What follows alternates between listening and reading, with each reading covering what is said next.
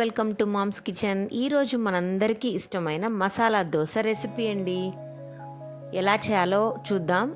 ముందుగా 3 పొటాటోస్ని తీసుకొని చక్కగా కొద్దిగా సాల్ట్ వేసి బాయిల్ చేసుకోండి. పీల్ ఆఫ్ చేసేసి నేను చూపించే విధంగా ఒక ఫోర్క్తో కానీ చేత్తో కానీ మ్యాష్ చేసుకోవాలి. ఇప్పుడు ఒక కడాయి పెట్టుకొని కొద్దిగా ఆయిల్ యాడ్ చేసుకొని వేడెక్కనివ్వండి. ఆయిల్ బాగా వేడెక్కాక 2 పచ్చిమిర్చిని చిన్న చిన్న ముక్కలుగా తరిగి ఆయిల్లో వేసి వేపుకోవాలి. అలాగే ఒక ఆనియన్ కూడా ముక్కలు చేసుకొని వేపుకోవాలి.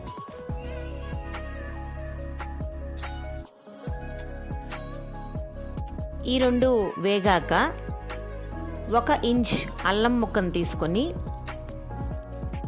సన్నగా తురుముకోవాలి. చిన్న చిన్న ముక్కలుగా కూడా యాడ్ చేసుకోవచ్చు, బట్ పంటి కింద తగులుతుంటే అంత బాగుండదు, కాబట్టి తురుముకుంటే చాలా బాగుంటుంది. దీనివల్ల మంచి టేస్ట్, మంచి ఫ్లేవర్ కూడా వస్తుంది.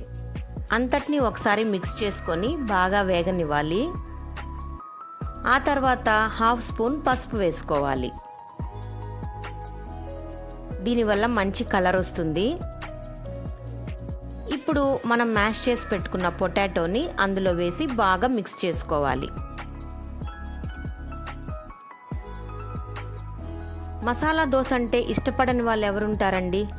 హోటల్కి వెళ్తే చాలు, పిల్లలందరూ ఎక్కువగా మసాలా దోశ ఆర్డర్ చేస్తూ ఉంటారు. అదే మనం హోటల్కి వెళ్లకుండా ఇంట్లోనే తయారు చేసుకుంటే ఎంతో హెల్తీగా ఉంటుంది కదా.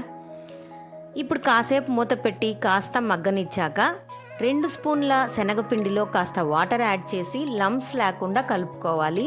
ఆ వాటర్ని మసాలాలో వేసి బాగా కలుపుకోవాలి. దీనివల్ల మసాలా కాస్త టేస్ట్ పెరుగుతుంది, అలాగే థిక్ కూడా అవుతుంది. కొంతమంది ఇందులో మైదా కూడా వాడుతుంటారు, బట్ బేసిక్ ఇంగ్రీడియంట్ శనగపిండి మాత్రమే. ఫైనల్గా కాస్త సాల్ట్ యాడ్ చేసుకొని బాగా కలుపుకోండి. సూపర్ టేస్టీ మసాలా రెడీ అయిపోయింది. గార్నిష్ కోసం, టేస్ట్ కోసం కాస్త కొత్తిమీర కూడా జల్లుకోండి, చాలా బాగుంటుంది. సో మన మసాలా దోశలోని ఆలు మసాలా స్టఫ్ని రెడీ చేసుకున్నాము. ఇక మనకు దోశపిండి బ్యాటర్ ఎటు రెడీగా ఉంటుంది కదా ఇంట్లో. ఈ కాంబినేషన్లో ఎర్ర కారం పచ్చడి కూడా తప్పకుండా ఉండాలండి, అప్పుడే టేస్ట్ మరింత పెరుగుతుంది.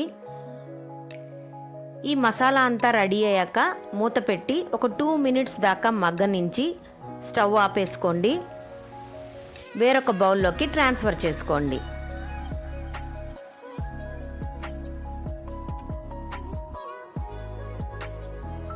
సో నెక్స్ట్ స్టెప్లోకి వెళ్ళిపోదాం. ఇప్పుడు దోశ బ్యాటర్ రెడీగా ఉంది, మన పొటాటో మసాలా రెడీగా ఉంది, అలాగే ఎర్రకారం పచ్చడి కూడా రెడీగా ఉంది. దీంతో పాటు కాస్త పుట్నాల పప్పు పొడి కూడా ఉంటే చాలా బాగుంటుంది.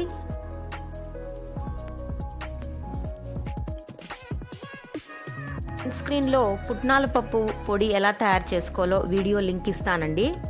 ఇప్పుడు చూస్తున్నారు కదా, దోశ టావా పెట్టుకొని బాగా హీట్ అయ్యాక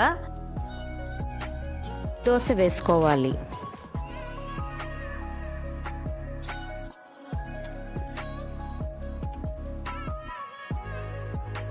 దోశ ఒకవైపు బాగా కాలాక ఆయిల్ అప్లై చేసుకోండి. మీడియం ఫ్లేమ్ పెట్టుకొనే దోశ వేసుకోండి, లేకపోతే దోశ మాడే ఛాన్స్ ఉంటుంది.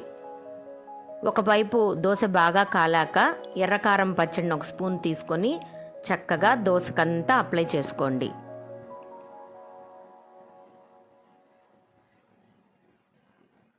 తొందరలో ఎర్రకారం పచ్చడి ఎలా చేయాలో కూడా నేను వీడియో అప్లోడ్ చేస్తాను. ఇప్పుడు మనం తీసుకున్న పొటాటో మసాలాను కూడా దోశ పైన పెట్టుకోవాలి. మీకు ఇష్టమైతే అది కూడా దోశ అంతా స్ప్రెడ్ చేసుకోవచ్చు, లేకుంటే ఇలా నేను చూపించే విధంగా చేసుకోవచ్చు. ఆ తర్వాత పుట్నాల పప్పు పొడిని దోశ పైన స్ప్రెడ్ చేసుకోండి. ఇష్టం లేని వాళ్ళు అవాయిడ్ చేయొచ్చు, ఇది ఆప్షనల్ మాత్రమే. అంతేనండి, మన మసాలా దోశ గుమగుమలాడుతూ యమ్మీగా తయారైపోయింది. నాకైతే దీనిపైన నెయ్యి అప్లై చేసుకొని తినడం అలవాటు. చాలా బాగుంటుందండి టేస్ట్. మసాలా దోశలో నెయ్యి అప్లై చేస్తే సూపర్బ్ యమ్మీ మసాలా దోశ రెడీ అయిపోయింది. మీకు ఇష్టమైతే ఏదైనా చట్నీతో కాంబినేషన్తో తినచ్చు, లేదా అలాగే తినేయచ్చండి. నేను ఇక్కడ ఎర్రకారం పచ్చడే పిల్లలకి సర్వ్ చేస్తున్నాను. చూస్తున్నారు కదండి, yummy tasty masala dosa home made ready అయిపోయింది. మీకు ఈ వీడియో నచ్చినట్లయితే మీ ఫ్రెండ్స్కి షేర్ చేయండి. అలాగే నా ఛానల్ని సబ్స్క్రైబ్ చేసుకోండి. Please hit the bell icon button for new updates. నా లేటెస్ట్ వీడియోస్ మీకు అప్డేట్స్ రావాలంటే బెల్ ఐకాన్ ప్రెస్ చేయడం మాత్రం మర్చిపోవద్దు. Okay friends, thanks for watching my videos. Please subscribe my channel. Bye bye.